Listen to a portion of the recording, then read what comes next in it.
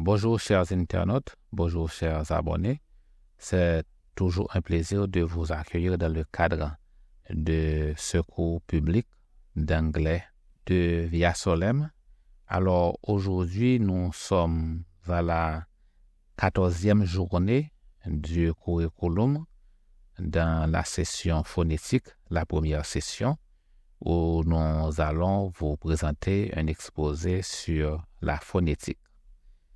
Maintenant, si vous êtes nouveau dans cette chaîne, ou plutôt si c'est la première fois que vous visitez cette chaîne, nous vous invitons à aller écouter la vidéo d'introduction ou l'exposé d'introduction de ce cours, ce qui va vous permettre de bien comprendre le contexte de ce cours, la méthodologie que nous utilisons, et ensuite de suivre le curriculum que nous avons dans le cadre de ce cours, et puis à partir de quoi vous allez pouvoir faire des progrès et oui, progresser jusqu'à ce que vous pouvez arriver à la 14e journée et plutôt pour écouter l'exposé sur la phonétique. Maintenant, quant au document que vous allez avoir besoin pour ce cours, il s'agit du document de curriculum. Alors, bien entendu, si vous avez votre journal du cours avec vous, alors vous pouvez bien noter la date que vous suivez ce cours de phonétique. Bien entendu, vous pouvez entendre ce cours encore et encore afin que vous puissiez bien comprendre la notion. Alors, vous pouvez entendre ce cours autant de fois que vous le trouviez nécessaire. Maintenant, dans le cadre de cette 4e journée, de cette 14e journée de préférence, il y a le visionnement d'une vidéo, soit une nouvelle vidéo ou une vidéo que vous n'avez pas encore terminé de regarder en termes de la quantité de fois que vous auriez, que vous avez à le faire. Rentrons maintenant dans le sujet sur la phonétique. Alors, d'abord, répondons à la question sur la définition de la phonétique. Alors, la phonétique est un système d'écriture où chaque symbole représente un son.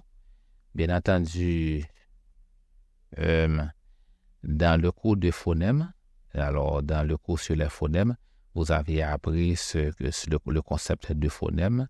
Donc, les phonèmes sont des sons linguistiques qui, en termes d'unité de son, donc que produit un mouvement fait par les organes d'élocution. Donc, quand on ouvre la bouche, n'est-ce pas, c'est la bouche est fermée, qu'on ouvre la bouche et qu'il y a une bouchée d'air qui sort, n'est-ce pas, ça produit le son, ça, et c'est le son. Maintenant, on a le son, bien sûr, mais maintenant, il faut avoir un système de transcription pour pouvoir représenter ce qu'on dit en écrit. Alors, donc, la phonétique, c'est un système d'écriture où chaque symbole représente un son. Donc, la différence entre les phonèmes et la phonétique, c'est que les phonèmes sont les sons que produisent la langue et la phonétique sont des symboles qui représentent les sons. Alors, donc, c'est tout simplement un système d'écriture. Mais qu'est-ce qu'il y a de particulier dans le système d'écriture dans ce système d'écriture? Alors, pourquoi la phonétique? Alors, nous allons étayer un peu sur ce point-là. Alors, quand on prend l'exemple de l'alphabet traditionnel, par exemple, en tant que francophone, vous aviez appris à écrire le français soit à la maison ou à l'école. Alors, donc, la première chose qu'on fait, c'est de vous apprendre l'alphabet français qui comporte 26 lettres. Et à partir de ces lettres-là, vous aviez appris un système d'orthographe qui va représenter, ou la combinaison de lettres va représenter un mot en particulier. En fait, l'alphabet traditionnel du français, et c'est la même chose aussi pour l'anglais, est fait pour les natifs de la langue. Alors, qu'est-ce que nous voulons dire par là? Alors, l'orthographe est basée sur le sens des mots, pas sur la prononciation des mots nécessairement. Donc, alors, c'est ce que nous voulons dire quand nous disons que l'alphabet traditionnel est fait pour les natifs de la langue. Prenons l'exemple du mot femme, par exemple. En fait, où se trouve le A, n'est-ce pas, dans l'orthographe de femme, n'est-ce pas, surtout quand ça s'écrit F-E-2-M-E. Mais naturellement, donc, on comprend que un étranger de la langue française ne va pas pouvoir lire ce mot à moins que quelqu'un lui dise que ce mot se prononce femme, n'est-ce pas? Alors, parce que s'il se réfère, si cet étranger à la langue française se réfère à l'alphabet français, jamais il ne peut pas prononcer un tel mot comme femme. Mais quand on prend un natif de la langue, un francophone, ne va jamais dire femme parce que ça ne fait pas de sens pour lui, ça ne représente aucun mot, n'est-ce pas? Alors, naturellement, dans le sens d'un texte, un natif francophone va toujours dire femme parce que l'orthographe ne lui dicte pas comment prononcer le mot qu'il connaît dans sa langue maternelle. Alors, on peut prendre l'exemple de l'hébreu. Alors, l'alphabet hébraïque, alors pas l'alphabet hébraïque, plutôt nous voulons dire le système d'écriture hébraïque est fait principalement de consonnes. Donc, puisque ce sont des consonnes qu'on met ensemble, on n'utilise pas les voyelles initialement parce que on a inséré les voyelles que très tard. Et même jusqu'à maintenant, il y a des textes qui sont écrits qu'avec des consonnes. Donc, par conséquent, un étranger ne peut pas prononcer les mots à moins qu'il apprenne chaque mot séparément avec les sons qui représentent ces symboles. Donc, c'est la même chose quand on a des sigles tels que BLVD.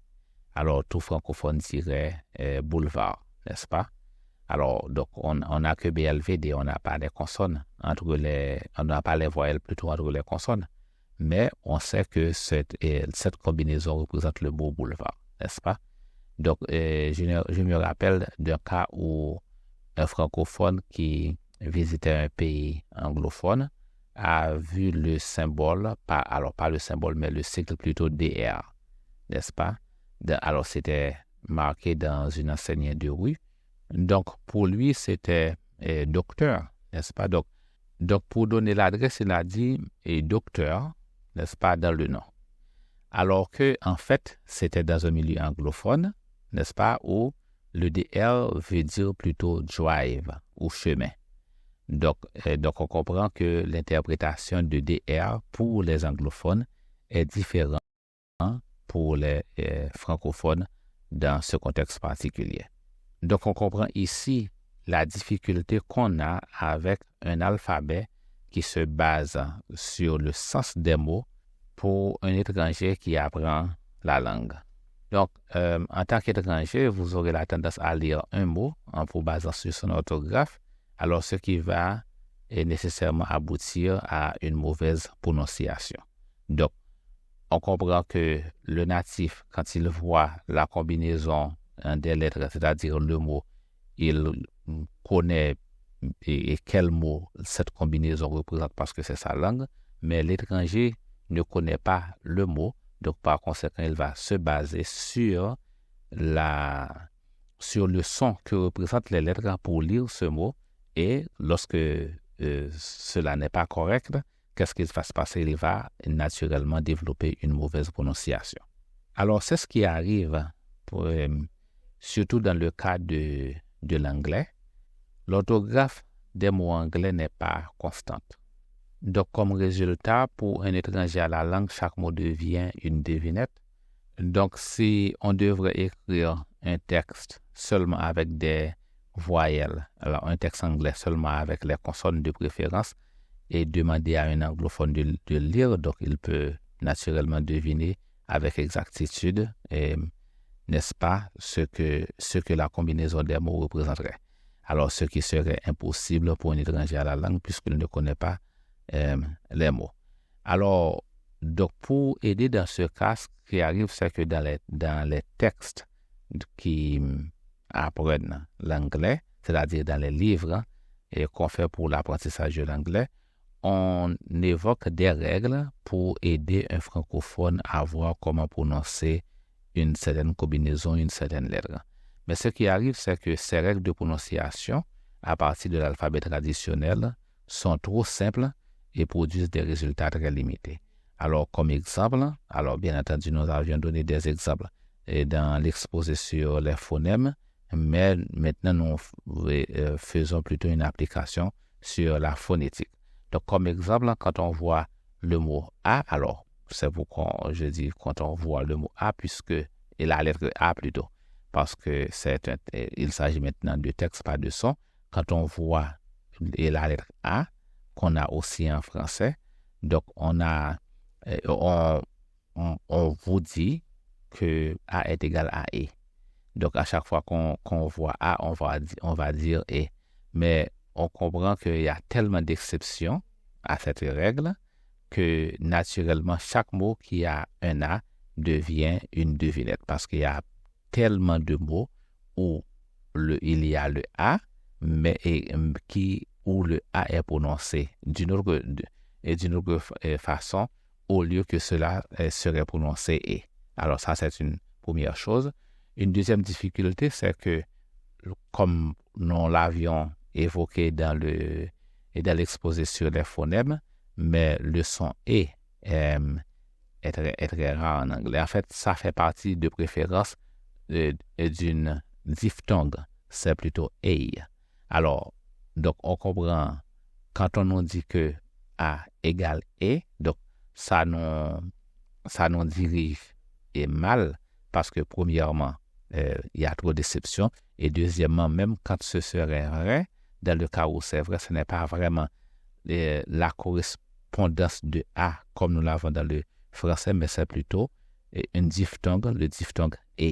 Alors, donc dans les deux cas, cela conduit à la mauvaise prononciation.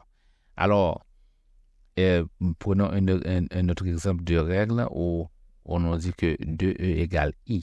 Alors, donc, comme nous l'avions bien expliqué dans le cours sur les phonèmes, le son I tel quel, le I court, n'existe pas en anglais.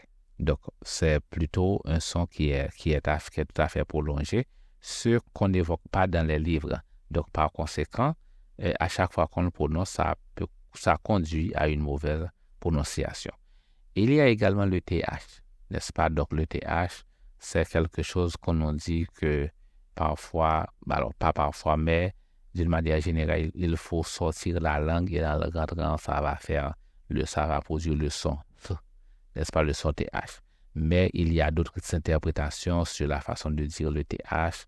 Donc, il y a des textes où l'on va mettre une certaine combinaison qui va représenter le TH.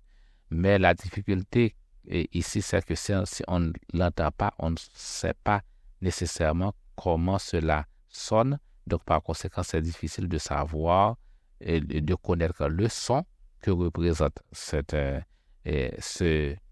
combinaison TH. Mais dans la réalité, c'est que le TH représente en fait deux sons, pas un son unique. Par exemple, si je dis think, alors think, donc ça c'est un son qui est plus proche de F, mais ce n'est pas le F puisque en fait je dois tirer la langue, ensuite en le rentrant, et puis ça va donner le son. Alors il faut que le bout de la langue soit pointé vers le haut et en le rentrant, ça va donner le son. Alors ça c'est l'un des sons. Maintenant, un deuxième son, c'est le D. Alors, ce qui se rapproche du son D en français. Le son D en français qui représente la lettre D. Alors, pour faire sortir ce son, il faut que le bout de la langue soit pointé vers l'extérieur, mais vers le bas et on sort le bout de la langue en pointant le bout vers le bas et alors ça va donner le son D. Donc, par exemple, dans un mot tel que third, donc pour le mot third, donc ça se rapproche plutôt de D au lieu du F. Donc, par conséquent, les explications qu'on donne dans les livres vous poussent, n'est-ce pas, à faire fausse route. Et dans l'exposé sur le phonème, on a parlé de la combinaison OO, qu'on dit qui est égale à OU, alors que dans certains cas, et plutôt le OU n'existe pas en anglais, et cette combinaison peut représenter plusieurs sons. Parfois, c'est le son E, parfois, c'est le son OU, et ainsi de suite. Alors, donc, on comprend que les règles de prononciation à partir de l'alphabet traditionnel sont trop simples, et ce qui produit de mauvais résultats ou des résultats plutôt très limités.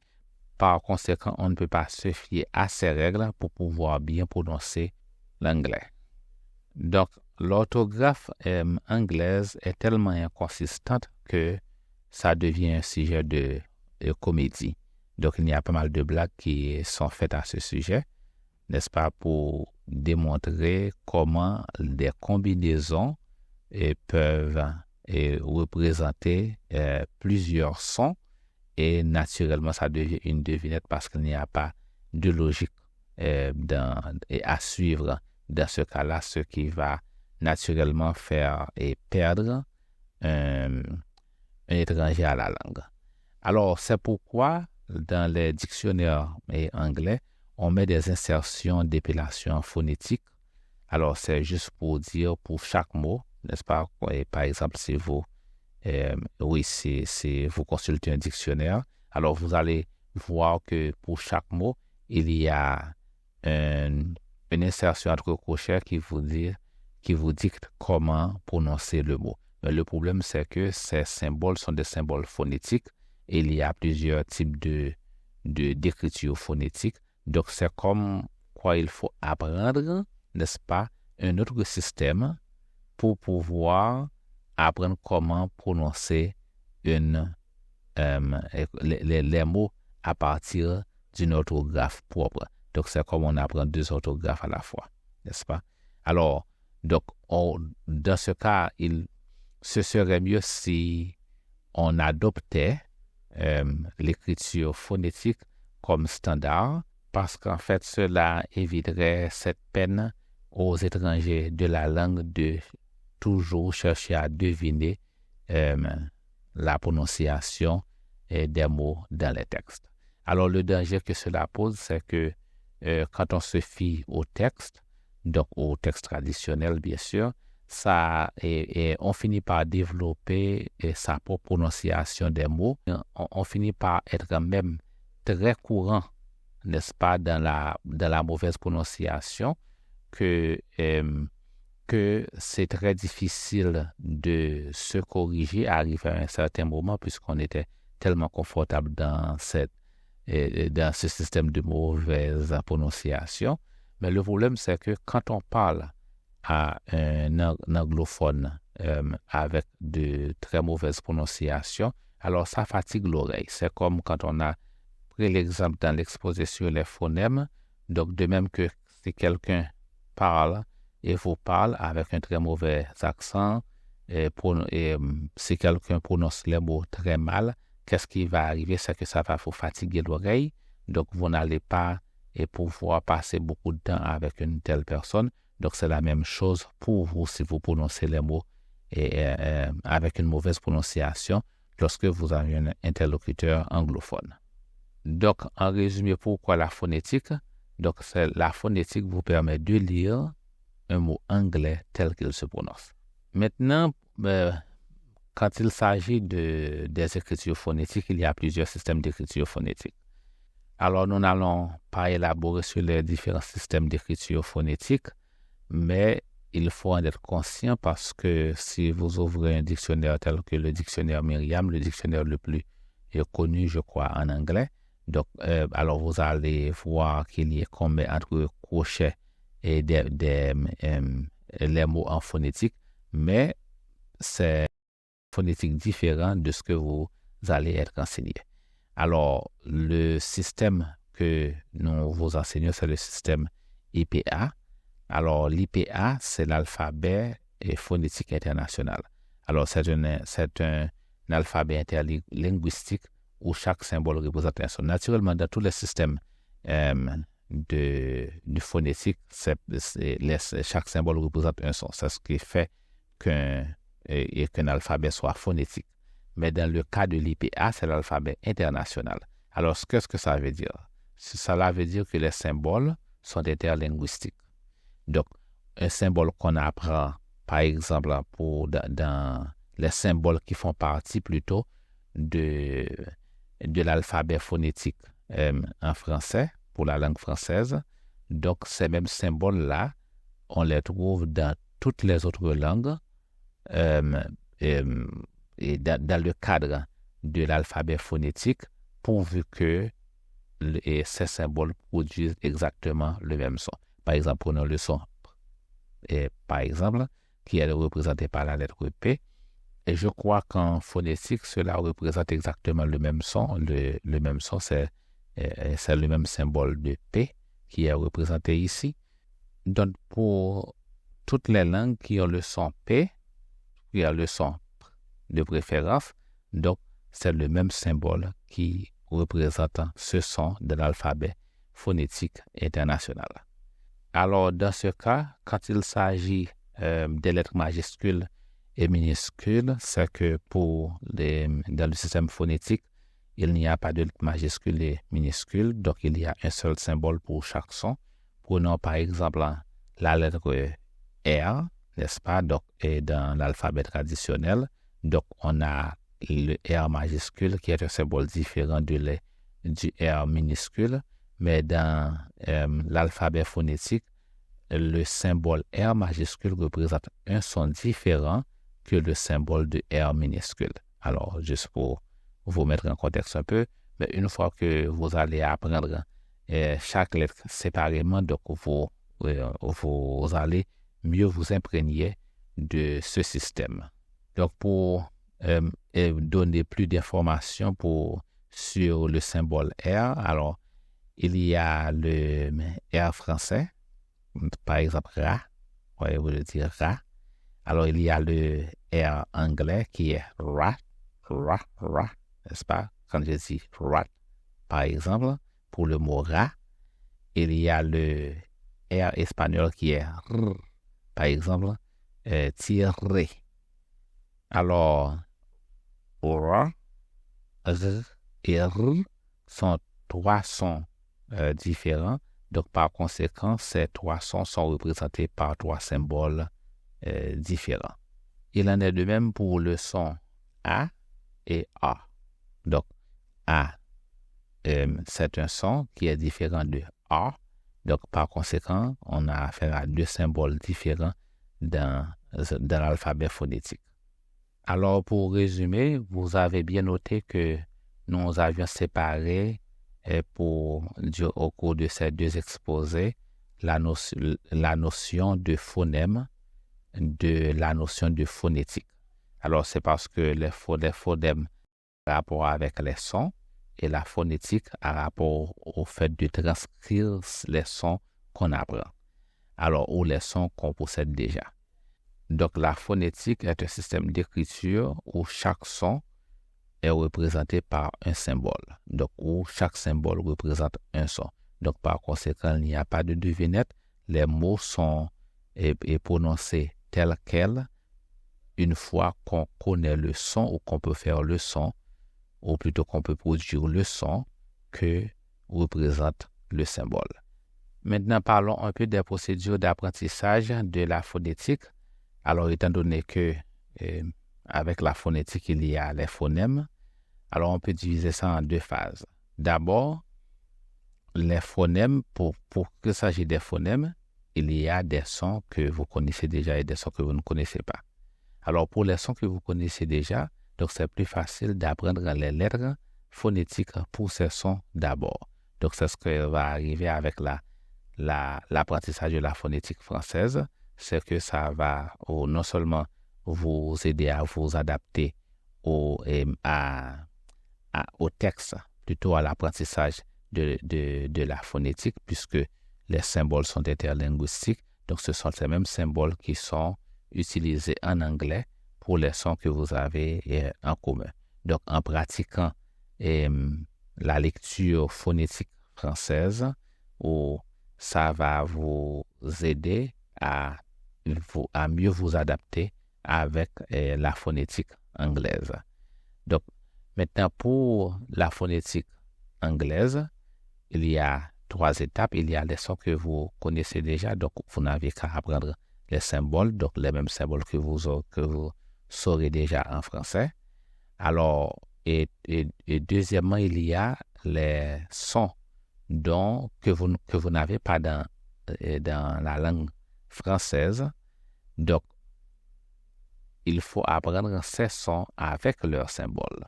Donc, pour être plus clair, il y a les phonèmes que vous connaissez. Donc, les phonèmes que vous connaissez, vous allez apprendre les lettres qui correspondent à ces phonèmes. Mais il y a des phonèmes que vous ne connaissez pas. Donc, il faut apprendre les phonèmes, non seulement ces phonèmes, mais il faut apprendre les symboles qui représentent ces phonèmes. Donc, alors, c'est ce que vous allez faire dans l'apprentissage des phonèmes et de la phonétique. Alors, pour assurer un suivi, il faut dire qu'en ma connaissance, je ne connais pas des livres ou des ouvrages ou des documents qui sont disponibles pour le public, qui sont tout à fait en phonétique. Alors, surtout pour la langue anglaise. Alors, dans ce cas, pour assurer un suivi, nous avons un projet de produire des textes phonétiques de façon régulière. Alors, soit en livre, soit sur nos sites. Donc, ce projet, c'est pour vous aider à avoir de quoi lire en phonétique afin de garder cette culture. Alors, dans le cadre de nos cours privés, nous disposons déjà pas mal de documents en phonétique parce que dans le système d'écriture que nous empruntons, c'est plutôt le système d'écriture phonétique parce que ça permet à nos élèves non seulement de ne pas deviner les prononciations, mais aussi de pratiquer ce qu'ils apprennent en termes de lecture phonétique. Et ainsi, nous constatons qu'ils font très bien dans le cadre de la bonne prononciation des mots.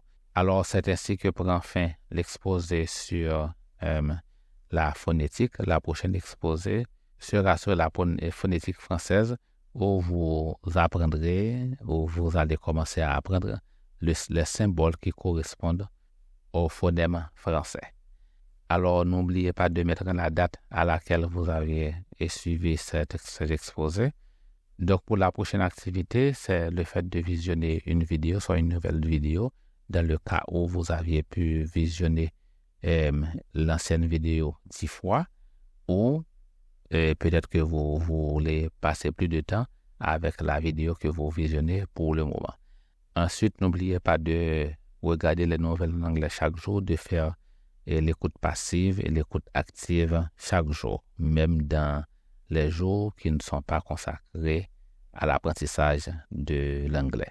Alors, nous voulons vous rappeler de vous abonner si vous ne l'avez pas encore fait, de partager les vidéos, de liker ou de mettre un j'aime et d'acheter nos produits qui sont disponibles. Alors, s'ils sont disponibles au moment où vous entendez cet exposé, et de contribuer financièrement si c'est ce que vous souhaitez. C'était Pierre Ludor Val avec vous et au prochain exposé.